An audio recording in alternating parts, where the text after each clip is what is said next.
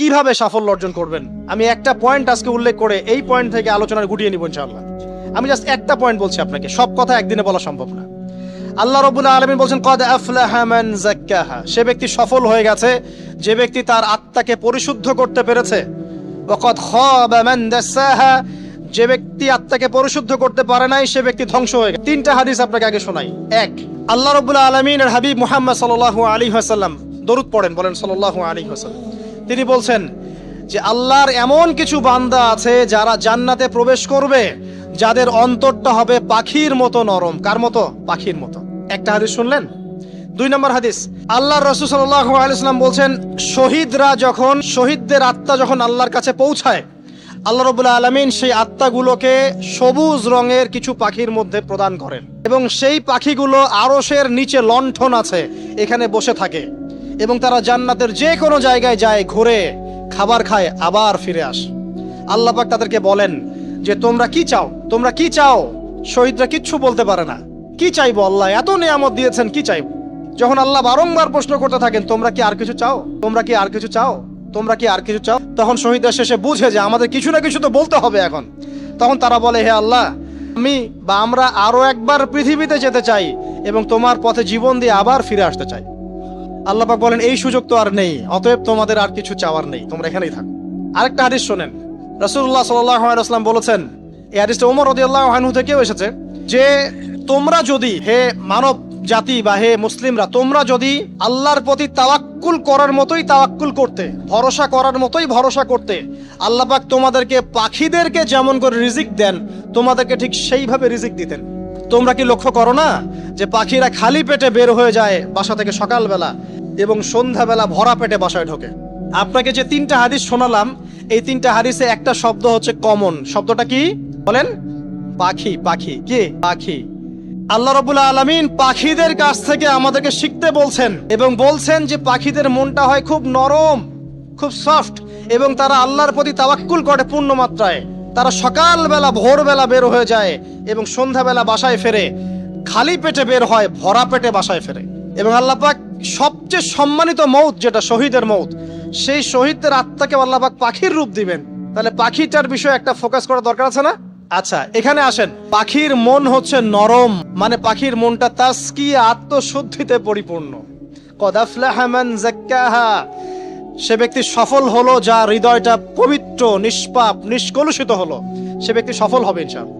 একটা কাজ এখানে খেয়াল করেন, পাখিরা সকালবেলা ভোরবেলা বের হয় আর সন্ধ্যাবেলা বাসায় ফেরে। এখনকার মুসলিমদেরকে দেখবেন দুপুরবেলা ওঠে, রাত 3টায় ঘুমায়। কথা কি বুঝেন নাই? পাখির একদম ভোরবেলা ওঠে, যখন ফজরে আজান দিচ্ছে ঠিক তার আগ মুহূর্তে পাখির কিচিরমিচির শুনছেন, তার মানে নামাজের ওয়াক্ত প্রায় চলে যাচ্ছে, তার মানে তার আল্লাহ পাকের হুকুমের সাথেই জেগে ওঠে। সূর্য ডুবে তারা ডুবে যায়। ঠিক এরকম সুন্নত ছিল নবী সাল্লাল্লাহু আলাইহি ওয়াসাল্লামের এবং সাহাবায়ে কেরামের। আজকে 1400 বছর পর মুসলিম জাতি এই সুন্নাহ ভুলে গেছে। আর আমাদের সুন্নত দেখবেন, যদি কোনো রকম উঠেও ফেলি ফজরে, আবার 12টা পর্যন্ত ঘুম, আরো বেশি। আর এই যুব সমাজ যারা আছো তোমরা, কেউই 3টা-4টার আগে ঘুমায় বলে আমার মনে হয় না। অলওয়েজ অনলাইনে পড়ে আছে, টিকটক নিয়ে, ফেসবুক নিয়ে, গার্লফ্রেন্ডের সাথে চ্যাটিং। পাখির মতো হতে পারলে পরে মনটা তো নরম হবে, তারপরে না তাজকিয়া অর্জন হবে। পাখির রুটিনটা কি? ভোরবেলা বের হয় আর সন্ধ্যাবেলা বাসায় ঢোকে। অতএব আমরা যদি রাসূলুল্লাহ সাল্লাল্লাহু আলাইহি ওয়াসাল্লামের সুন্নাহ মতো ওই ভোরবেলা উঠতে পারি আর আর্লি নাইট ঘুমিয়ে যেতে পারি এবং সারাদিন যদি রাসূলের সুন্নাহগুলোর উপর আমল করতে পারি, তাজকিয়া অর্জন হবে ইনশাআল্লাহ। কথা বুঝতে পারছেন? 2, পাখির মতো নরম মন লাগবে। এখনকার আমরা যারা বেঁচে আছি আমাদের মনগুলা কঠিন। কেমন কঠিন? পাথরের মতো কঠিন। আমরা যখন দেখি একটা মাইয়েতকে নিয়ে যাওয়া হচ্ছে জানাজায়, আমাদের কোনো ফিলিংস কাজ করে না। জানাজা যাচ্ছে, জানাজায় দাঁড়িয়েও মোবাইলটা টিপাটিপি করছে। জানাজার সাথে চলছে, কোনো ফিকির নাই যে এই জানাজা আমার হবে কালকে, ওই মোবাইল টিপাটিপি করছে। আমি এমনও দেখেছি, দাফন করা হলো মাইয়েতকে, দাফন করার পরে চারপাশে মানুষজন জড়ো হয়ে গল্প করছে, ভাই আপনার ওই জমিটার কি খবর, আপনার ওইটার কি খবর, বিজনেস কেমন চলছে, চাকরির কি অবস্থা। এই যে মাইয়াতকে পাশে দাফন করলো, কোনো ফিলিংস নাই, কোনো ফিলিংস নাই। আমি আত্মশুদ্ধির কথা বলছি। আত্মশুদ্ধির জন্য আপনার মনটাকে পাখির মতো সফট নরম করতে হবে। যখন আপনি সফট নরম করবেন এবং আত্মশুদ্ধি অর্জন করবেন, তখন 2 ডানা মেলে আপনি আকাশে উঠতে পারবেন ইনশাআল্লাহ। আত্মশুদ্ধি অর্জন না করতে পারলে ডানা কেটে পড়ে যাবে, তখন আর আকাশে উঠতে পারবেন না। কোন আকাশে? ওই যে শহীদের রূহ যে আকাশে চলে গেছে, ওই আকাশ। অতএব মন কেন কঠিন হলো প্রিয় ভাই? 1 নাম্বার কারণ, আমরা শিরকের পাপে লিপ্ত আছি। 1 নাম্বার। শিরিকের পাপে লিপ্ত থাকা অবস্থায় মুসলিমদের মনটা কঠিন হয়ে গেছে। আপনি কি মনে করছেন আমরা শিরিক করি না? মুসলিমরাও কবর পূজা করে, দেখবেন মুসলিমরাও দেখবেন অনেক ক্ষেত্রে মাজার পূজা করছে। আমি বলিনি যে অলি আউলিয়ার মাজার জিয়ারত করা যাবে না, আমি এই কথা বলছি না, কিন্তু আপনি মৃত মানুষের কাছে আপনার ভালো মন্দ চাইতে পারেন না। কথা বুঝতে পারেন না? আমরা অবশ্যই অলি আউলিয়াদের কবর জিয়ারত করব। এটা আপনাকে মৃত্যুর কথা স্মরণ করাবে, তাদের একটা রব আছে যেটাকে আমরা প্রভাব বলি, এটা আপনার মধ্যে আসবে। আমরা অবশ্যই জিয়ারত করব, জিয়ারত করতে বলেছেন নবী সাল্লাল্লাহু আলাইহি ওয়াসাল্লাম, কারণ এটা আপনাকে পরকালের কথা কি করবে, স্মরণ করাবে। ওমরা করতে যান, আল্লাহ পাক সবাইকে তৌফিক দান করুন ওমরা হজ করার এবং বড় হজ করার, আমি দোয়া করি। ওখানে সবচেয়ে সেরা যে দৃশ্যগুলো দেখা যায় তার মধ্যে একটা রাসূলুল্লাহ সাল্লাল্লাহু আলাইহি ওয়াসাল্লামের রওজা। ওখানে গেলে চোখের পানি ঝরে না এমন কোন মুসলিম নাই, আছে? নাই।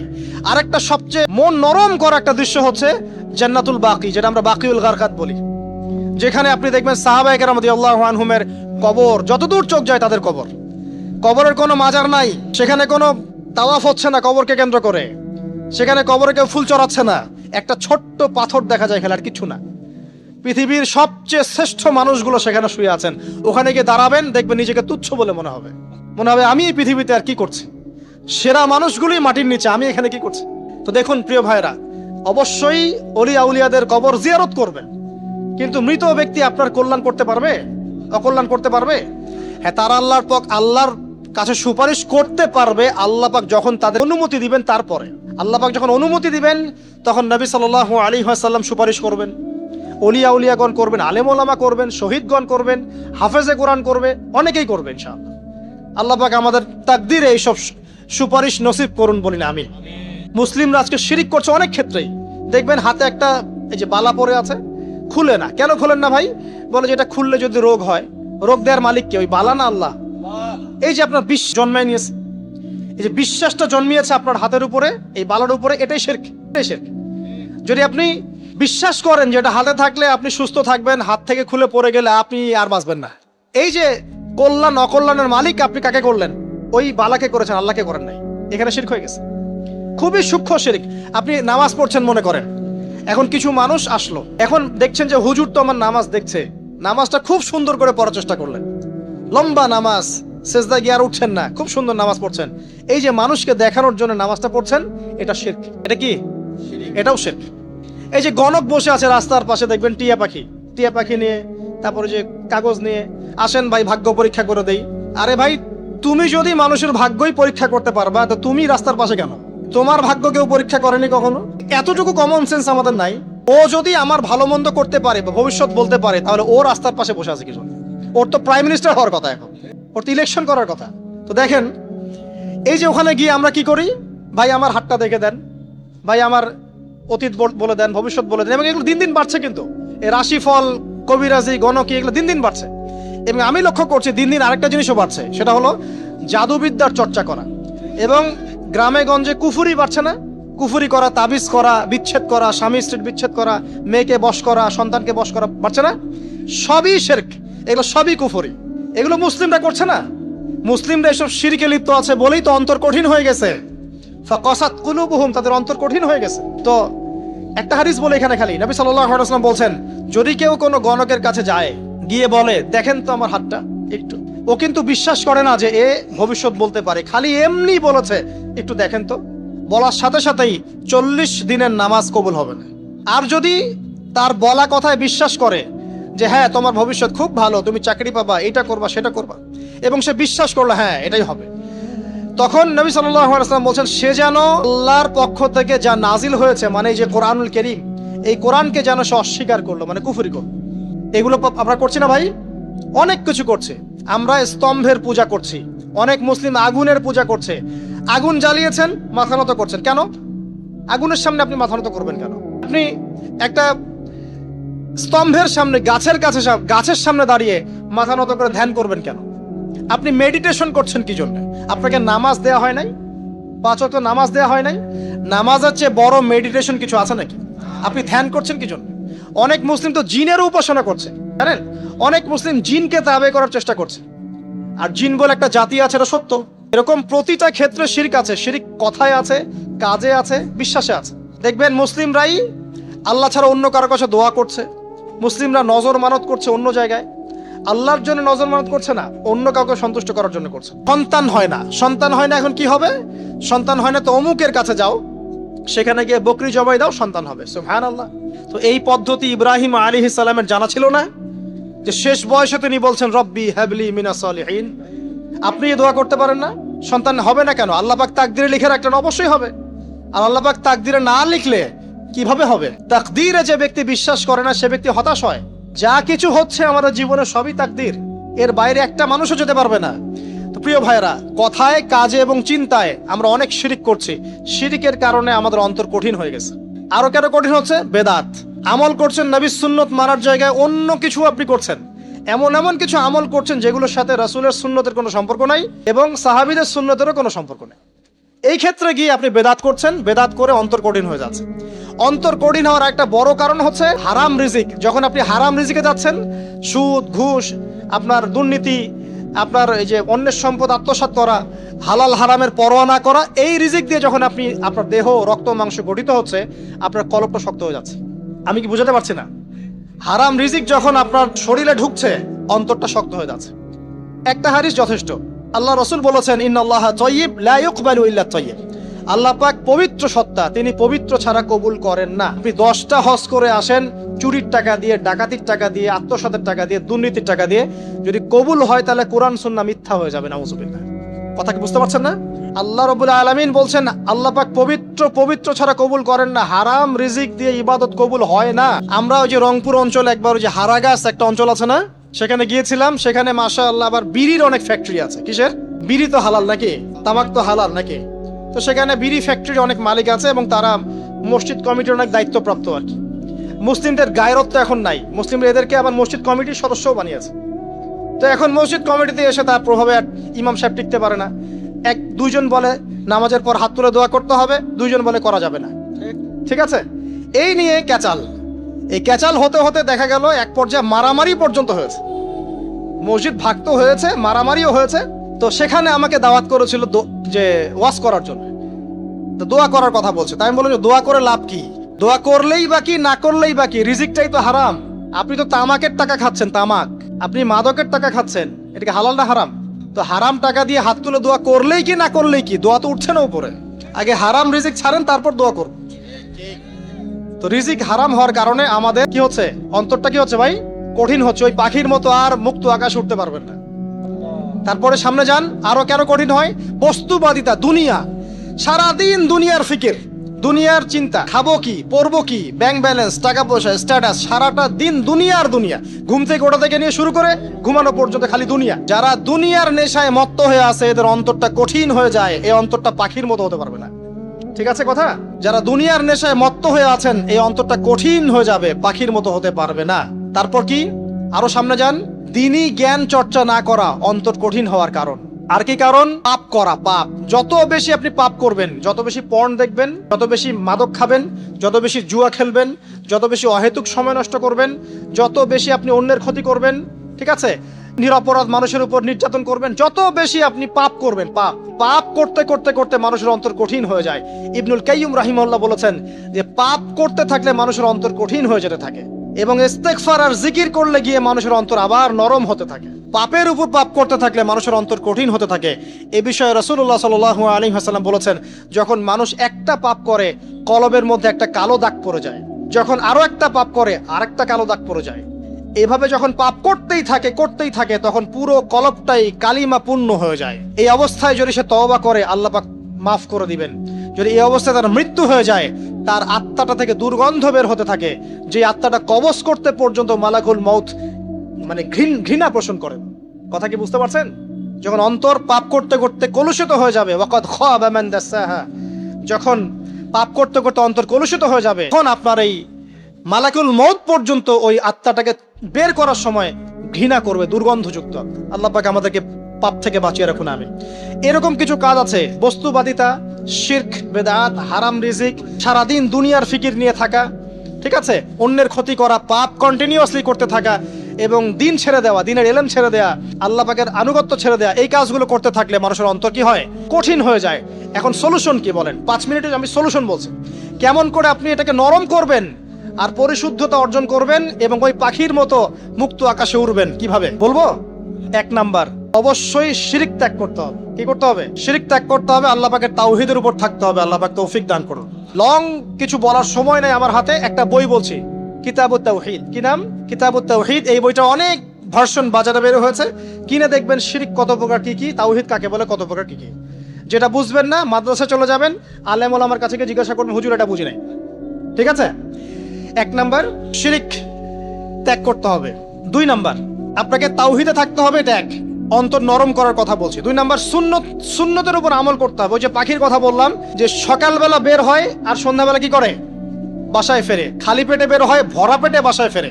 তার মানে আমাদেরকেও সকাল সন্ধ্যাটা কাটাতে হবে নবী সাল্লাল্লাহু আলাইহি ওয়াসাল্লামের সুন্নত অনুযায়ী। যখন তিনি ঘুমাতেন তখন ঘুমাবেন, যখন উঠতেন তখন উঠবেন, বাকি কাজ যেমন করে করতেন তেমন করে করবেন, তখন অন্তর ইনশাআল্লাহ নরম হয়ে যাবে। ঠিক আছে ভাই? 2। 3 নাম্বার, 5 ওয়াক্ত নামাজ জামাতে। নামাজ আপনাকে যে কোনো পাপ থেকে বাঁচাবে ইনশাআল্লাহ। ভাই জেনা করছেন, নামাজ পড়েন। পর্নোগ্রাফি দেখেছেন, তাও তওবা করে নামাজ পড়েন। আপনি হারাম অ্যাফেয়ার্সে আছেন, হতাশ হয়েন না, নামাজ পড়েন। গোনা ছাড়তে পারছেন না, নামাজ পড়েন। সুদ খাচ্ছেন, নামাজ পড়েন। আপনি পতিতালয়ে গিয়েছেন, নামাজ পড়েন। বেপর্দা চলছেন, তাও নামাজ পড়েন। আপনি অন্যের হক নষ্ট করেছেন, তাও নামাজ পড়েন। যে পাপই করেছেন, নামাজটা পড়েন। নামাজ আপনাকে সমস্ত পাপ থেকে বাঁচিয়ে রাখবে ইনশাআল্লাহ। ইনশাআল্লাহ আস্তে আস্তে ইনশাআল্লাহ দেখবেন সব পাপ থেকে আপনি দূরে চলে আসছেন ইনশাআল্লাহ তাআলা। 3 নাম্বার নামাজ। 4 নাম্বার, বেশি থেকে বেশি, ভাই শোনেন, বেশি থেকে বেশি পরকালের ফিকির করবেন। খালি পরকালের চিন্তা করবেন যে আমাকে মৃত্যুবরণ করতে হবে, কবরে যেতে হবে, পুলসিরাত পার হতে হবে, আল্লাহর সামনে দাঁড়াতে হবে। যত বেশি আপনি আল্লাহর ফিকির করবেন, পরকালের ফিকির করবেন, আপনার মনটা নরম হয়ে যাবে ইনশাআল্লাহ, মনটা শক্ত হবে না। 5 নাম্বার, মানুষের সাথে খুব বেশি মেলামেশা করবেন না। সাথে খুব বেশি মেলামেশা করলে ইবনুল কাইয়িম রাহিমাহুল্লাহ বলেছেন অন্তর কঠিন হয়ে যায়। কারণ মানুষ আপনাকে গীবত করাবে, হ্যাঁ, মানুষ খারাপ কাজে নিয়ে যাবে, বেফাস কথাবার্তা বলবেন, অহেতুক বেফাস কাজ করবেন, ফুজুল কি বাত করবেন। এগুলো করতে গিয়ে আপনি দেখবেন অন্তর কঠিন হয়ে গেছে। এত বেশি মানুষের সাথে মেলামেশার দরকার নাই, প্রয়োজন যতটুকু অতটুকু করবেন। ঠিক আছে? আল্লাহ পাক তৌফিক দান করুন, আমিন। কয়টা বললাম? 5, 6। আমার সবচেয়ে প্রিয় নসিহত, প্রত্যেক দিন মিনিমাম 1 ঘন্টা করে কোরআন তেলাওয়াত করবেন বুঝে। আমি বলিনি না বুঝে করলে কোনো নেকি হবে না, প্রত্যেক হরফে 10 নেকি হবেই হবে, কিন্তু আপনি করবেন বুঝে ইনশাআল্লাহ। যখন বুঝে আপনি প্রত্যেক দিন 1 পারা করে বা 1 ঘন্টা করে কোরআন তেলাওয়াত করবেন, আপনার কলিজা, আপনার কলব নরম হতে বাধ্য এবং আপনার অন্তরে আল্লাহ নূর নেমে আসবে ইনশাআল্লাহ। দেখবেন আপনার কলব থেকে সমস্ত এই যে পঙ্কিলতা, কলুষতা ইনশাআল্লাহ চলে যাবে ইনশাআল্লাহ তাআলা। 2টো জিনিস অন্তরকে পবিত্র করে ফেলে, এক হচ্ছে কোরআন তেলাওয়াত, আর এক হচ্ছে বেশি থেকে বেশি আল্লাহর জিকির এবং ইস্তেগফার। তো কোরআন তেলাওয়াত বাড়িয়ে দেন। আল্লাহ পাক সবাইকে কোরআন তেলাওয়াত করার তৌফিক দান করুন, আমিন। যারা শেখেন নাই আজকে ওয়াদা করেন যে কোরআন আপনারা বিশুদ্ধ করে পড়া শিখবেন, ওয়াদা করেন। আগামী রমজান আসার আগেই 1 খতম দেওয়া চাই, পারবেন? এবং কোরআনের চর্চা বাড়িয়ে দিবেন। প্রত্যেক দিন কিছু করেন না করেন কোরআন তেলাওয়াত করতে হবে, ঠিক আছে? আল্লাহ পাক তৌফিক এনায়েত করুন, আমিন। আর বুঝে পড়ার চেষ্টা করবেন। একটা সহজ তাফসীর বলে দেই, মারিফুল কোরআন বাসায় আছে না? মারিফুল কোরআন, তাফসীর ইবনে কাসির বাসায় নাই, জালালাইন বাসায় নাই, বাসায় নাই, কিনেন। সারাদিন তো অনেক টাকা পয়সা খরচ করছেন, 3টা তাফসীর কিনেন, জালালাইন কিনেন, মারিফুল কোরআন কিনেন, ইবনে কাসির কিনেন, বাসায় গিয়ে পড়া শুরু করেন। পারবেন না? যে একটা বুঝবেন না, ওলামায়ে কেরামের কাছে যাবেন, গিয়ে বলবেন হুজুর এটা বুঝি নাই, বুঝাই দেন। নিজে নিজে ব্যাখ্যা করতে যাবেন না। ব্যাখ্যা করলে দেখবেন এক যে পণ্ডিত বেরোছে, কিছু পণ্ডিত কোরআন পড়ে বলে কোরআনই মানি, হাদিস মানি না। এরকম পণ্ডিত দেখেন নাই?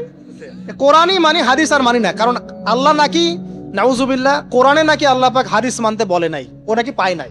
এই জন্য দেখলাম সুবহানাল্লাহ, নামাজ পড়তেছে, কোরআন থেকে নামাজ পড়তেছে, হাদিসের কোনো হেদায়েত নিবে না। মানে কিরকম যে হাত আবার ঠিকই বাঁধতেছে, হাত বাঁধতেছে, রুকু করতেছে, সেজদা করতেছে, এগুলো আবার কোথায় পাইলো আল্লাহ ভালো জানেন। হাত এভাবে বাঁধতেছে, এভাবে হাতটা বাঁধা কোরআনে কোথায় আছে আমি পাইলাম না কোথাও, ঠিক আছে? তা হাদিস ছাড়া কি এগুলো আসবে? হাত বাঁধলো, সেজদায় গিয়ে সুবহান রাব্বিয়াল আ'লা বলছে না, বলছে আসলামতু লিরাব্বিল আলামিন। এটা কোরআন থেকে বলছে। অথচ নবী সাল্লাল্লাহু আলাইহি ওয়াসাল্লাম হাদিস থেকে বলছেন সুবহান রাব্বিয়াল আ'লা, সুবহুন কুদ্দুসুন রব্বুল মালাইকাতি ওয়ার রূহ, সুবহানাকা আল্লাহুম্মা রাব্বানা ওয়া বিহামদিকা আল্লাহুম্মা ইগফির। এগুলো নাই, ও বলছে আসলামতু লিরাব্বিল আলামিন। মানে কোরআন মানি, হাদিস মানি না। এত বেশি পণ্ডিত হওয়ার দরকার নাই। এরা হচ্ছে ইচরা পাকা টাইপের পণ্ডিত। ওমর রাদিয়াল্লাহু আনহুর যুগে বেঁচে থাকলে এদেরকে পিটাই সোজা করে ফেলাইতে হবে। ফাইজলামি শুরু করছে, কোরআন মানি, হাদিস মানি না। আল্লাহ পাক কোরআনে বলছেন রাসূলু ফাখুযু রাসূল যা দিয়েছেন তা গ্রহণ করো। ওয়ামা নাহাকুম আনহু ফান্তাহু, রাসূল যা নিষেধ করছেন দূরে থাকো। রাসূল যা দেন সেটা হাদিস না? রাসূল যা দেন সেটা সুন্নাহ না?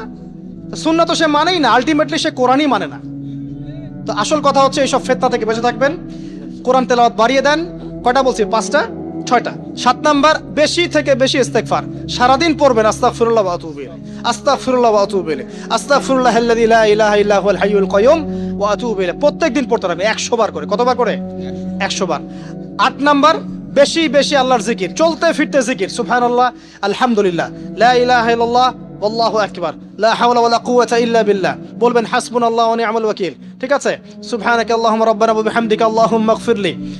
সুবহানাল্লাহি ওয়া বিহামদিহি আদাদা খালকিহি ওয়া রিদা নাফসিহি ওয়া জিনাতা আরশিহি ওয়া মিদাদা কালিমাতিহি। যত জিকির আছে সব করবেন, জিকির বাড়াবেন। যত জিকির বাড়াবেন অন্তর পরিশুদ্ধ হবে ইনশাআল্লাহ আযজা ওয়া জাল। কয়টা বলছে? 8। আর 2টা বলি। 9, অন্যের হক নষ্ট করবেন না। অন্যের হক নষ্ট করলেই মন কঠিন হয়ে যাবে। অন্যের হক নষ্ট করবেন না, বরং মানবতার কল্যাণে কাজ করেন। যে কাজগুলো মানব সেবামূলক সেগুলো করেন। রক্তদান কর্মসূচি করেন, গাছ লাগান, এতিমের মাথায় হাত বোলান, বিধবার খোঁজ খবর নেন। ঠিক আছে? মেয়েদের সেলাই মেশিন কিনে দেন, মানুষের উপকারে কাজ করেন। দেখবেন আপনার মনটা নরম হয়ে যাবে ইনশাআল্লাহ। যার মন নরম এবং যার মনের মতো সততা আছে, আল্লাহ পাক ইনশাআল্লাহ সেখানে অবশ্যই হেদায়েত ঢালবে ইনশাআল্লাহ তাআলা। আর 10 নাম্বার, সবচেয়ে শেষ হচ্ছে যে কবর জিয়ারত করবেন বেশি বেশি করে, এবং নিজের মৌতের কথা স্মরণ করে আল্লাহর কাছে বেশি বেশি দোয়া করবেন। কি দোয়া করবেন? ইয়া মুকাল্লিবাল কুলুব সাব্বিত কলবি আলা দীনিক, ইয়া মুসাররিফাল কুলুব সররিফ কুলুবানা আলা তাআতিক। এই দোয়াগুলো করবেন ইনশাআল্লাহ। এবং কবর জিয়ারত করবেন সপ্তাহে সপ্তাহে, পারলে 2 দিন 3 দিন পর পর কবরস্থানে যাবেন। ইনশাআল্লাহ দেখবেন আপনার মন নরম হবে ইনশাআল্লাহ আযজা ওয়া জাল। এখনকার এই সভ্যতা এসে কবরস্থানকে সমাজ থেকে দূরে সরিয়ে দিয়েছে। অথচ আগে মুসলিমদের কবরস্থান ছিল মসজিদের পাশে, 5 ওয়াক্ত নামাজ পড়তো, কবর জিয়ারত করে বাসায় যেত। 5 ওয়াক্ত নামাজ পড়তে আসতো, কবরকে দেখতো, পরকালের কথা স্মরণ হতো। এখন কবরস্থান ওই যে দূরে, সারা জীবনে একবার যায় কিনা সন্দেহ আছে। এই 10টা কাজ যদি আপনারা করতে পারেন ইনশাআল্লাহ তাআলা, আমাদের কলবটা ইনশাআল্লাহ নরম হবে, আত্মশুদ্ধি অর্জিত হবে। আর এগুলোর পাশাপাশি অবশ্যই আল্লাহওয়ালা, আত্মশুদ্ধিওয়ালা মানুষের সোহবতে গিয়ে থাকবেন। আল্লাহওয়ালা, আত্মশুদ্ধিওয়ালা মানুষের সোহবতে গিয়ে থাকলে তাদেরকে দেখেই দেখবেন মনটা নরম হয়ে যাবে ইনশাআল্লাহ। ইলমি পরিবেশে থাকেন, দিনী পরিবেশে থাকেন, আমর বিল মারুফ নাহি আনিল মুনকারের কাজ করেন। 3 দিন 7 দিন 40 দিন যতদিন পারেন আল্লাহর পথে সময় লাগান, সময় লাগান।